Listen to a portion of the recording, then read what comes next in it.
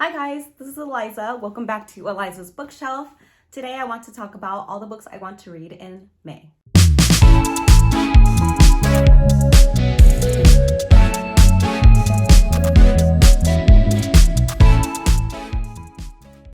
So I have a pretty okay list this month. I tried to narrow it down a little bit more because I want to have that room to just mood read, but over time the list kept growing and growing, and now I think I have 1, 2, 3, 4, 5, 6, and then 7. I thought there was 8. Yes, 8, because when I don't have yet. But there's a list of 8 books that I want to get to, so I'll quickly go over it right now. And yeah, we'll see if we get to them. So no particular order, I just have this whole stack here. I'll go over one by one. The first one is A River Enchanted. I don't know too much about this book. I did get it from one of my Book of the Month books, and I chose this one to read this month because it checks off my list for page pusher. So if you don't know, in Book of the Month, they do have some, like a Book of the Month challenge. You read 12 books, you read 3 debut books, you read a page pusher. And if you complete all of those challenges, then they open up a mysterious challenge that I don't know what it is yet because I completed all of the other challenges, but I have to read the page pusher, which is a book that is 400 pages or more. So this one is about 450 pages. And so that's why I want to read it this month. I want to complete all the challenges and unlock that third one, and I want to know what it is. I think technically I can already get a prize for completing some of my challenges because they already asked me if I wanted some socks or magnets.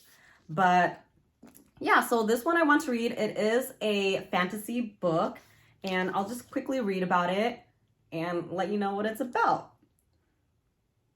Oh, this is adult fantasy. I thought it was young adult fantasy. But basically, these 2 childhood enemies now have to work together to basically save themselves or their families or their lives. So it sounds interesting. I think I've heard a lot of good things about this. I'm pretty excited to pick this up. It doesn't seem that long, but we'll see. Oh, I love the font. I love it when I love the font and all the chapter headings. It just makes it so pretty. Look, there's a map too. I love it when things have maps.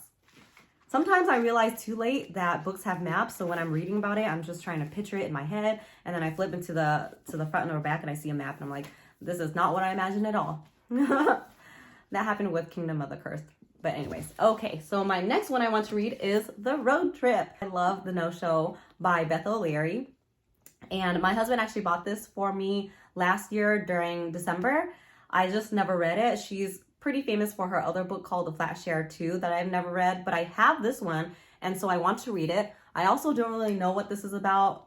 I have a lot of books that I don't know what it's about, but that's why I love my library. I can basically stand in front of my bookshelf all day and pick what I want to read next. So just first glance, you have these 2 people with a car called The Road Trip. I'm thinking this is a book about 2 people who do not like each other, but they have to go somewhere, and then because they're stuck in the car for like hours at a time, they start thinking that, oh, I pegged this guy wrong, I pegged this girl wrong, I actually really like this person, we can be friends. But instead of becoming friends, they become more, and they become lovers, and then happily ever after. I think that's what this is about, so we'll see. I'll let you know. But 2 exes reach a new level of awkward when forced to take a road trip together in this endearing and humorous novel by the author of the international bestseller, The Flat Share. We'll see. So yeah, I hope I'll like this book because I really loved The No-Show. I am trying to keep my expectations low though, because. The next one is, I'm pretty excited for. It is Project Hail Mary by Andy Weir. I always call this book Hail Mary, but if you can see here, it's actually called Project Hail Mary. I'm really excited about this one because this is a book that I'm reading with my husband. If you guys don't know, which you probably don't because I'm new to this booktube. My husband doesn't read a lot. I remember a long time ago when Hunger Games was out in theater, I wanted him to read the book with me before I watched the movie with him. Flash forward to when the movie comes out, we have our tickets.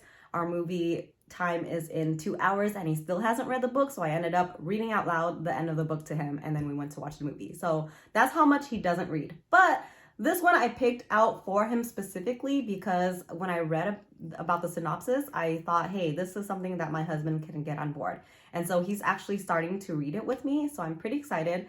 It's about this guy who is on a mission to save Earth, but when he wakes up, he doesn't really know anything. He doesn't know his name. He doesn't know where he is. He doesn't know what he's supposed to do. There's 2 dead people next to him. He doesn't know who they are. So there's a bunch of unknowns, but he has to figure out what's going on and how to save the Earth, basically. So I'm really excited. I heard really good things about it. It won #1 in Goodreads science fiction last year, so it has to be pretty good. We'll see. I like The Martian too. I didn't read The Martian. I watched a movie, but I really like things like that. So I think I'm going to enjoy this book. Next on my list is Book Lovers by Emily Henry. I really liked her first 2 books, obviously. I talked about this book in my pre-orders list, and I like her book so much. I just bought her first 2 books in paperback form with Target's BOGO deal going on. I already have her hardcovers in Book of the Month, but I liked it so much and I wanted matching ones for these books. So of course I spent more money and bought books that I already have. So yeah, I'm excited to read this one. My next one that I want to read is A Fate of Wrath and Flame. If anything, I might put this on the back burner and put the other ones as my priorities because I put this on this list. I wanted to read something that is fantasy romance. You know, I loved A Court of Silver Flames. I liked, what is it called? This is embarrassing. I liked From Blood and Ash. You know, those types of fantasy romances are my favorites. And I haven't been reading much in that category recently, I don't think. So I wanted to get back into something that's good. And Kay Tucker does a lot of romance books. She's not new to the fantasy game, but I think this is her recent fantasy romance book. Her second one is coming out later this year, so I want to give this a try and see if I like it so I can pre-order the second one. But we'll see. Next one on my TBR for May is The Inheritance Game. I can't say that word, Inheritance Games. So I bought this a long time ago, but all 3 books are out now. I think that's it for the series, hopefully. I don't really like starting a series until it ends because I get kind of stuck and it's hard for me to pick it back up because my memory sucks. But I think the series is done. Basically, this girl named Avery, she, you know, has this sister named Libby. She's just going on with her life. It kind of sucks. She's living out of her car. And then all of a sudden, she finds out that she's inheriting this grand fortune, millions, billions of dollars from this old guy that passed away that she doesn't even know. The old guy, Tobias Hawthorne, has 4 grandsons. And so the caveat to this is that she has to live in this mansion for a whole year before she can get her inheritance. And there's a bunch of the whole mystery about why she's getting that inheritance, and she's figuring it out with these Hawthorne siblings. So that's the mystery of it. I don't know much more about it, but I'm going to start that this month, and hopefully if I like it, I'll pick up the other 2. And the other one I want to read is this book. I'm reading this with my friend. It's Pachinko. My sister already read it and she said she liked it, so she lent me this book, or she gave it to me, I think. It's been here forever, so I think she gave it to me. So I'm reading this with my friend because the whole series is out on Apple, I believe now. I actually forgot that they were making a series about this, and so she reminded me about it, and we moved it up on our reading list. We're reading it this month, and it's, I think, a generational family saga in the Korean-Japanese 20th century, I believe, with the Japanese colonization. So it's all about that, and it's basically about this whole family who's trying their best to fit in this world and just have a home. That's what it says. A powerful meditation on what immigrants sacrifice to achieve a home in the world. So I really like books like this. Yeah, I think I'll like it. And then so after we read it, I think we're going to watch the series and see if we like that as well. So I'm excited for this one.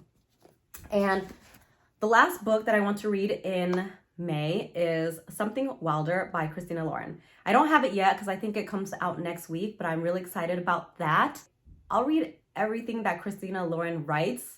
There are a few misses for me. Overall, I enjoy them, but they're just okay. But they have so many books that I do like, so I'll forever read anything they write. I like the Unhoneymooners. I like Josh and Hazel is my favorite. What else?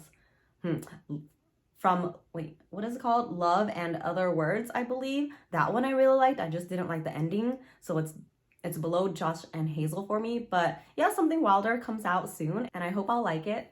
So yeah, that is my March TBR. I left some room for some random books that I want to pick up and just mood read, but I'm excited because this seems like a good list. All right, let me know what you're gonna read this month and I'll see you next time. Bye.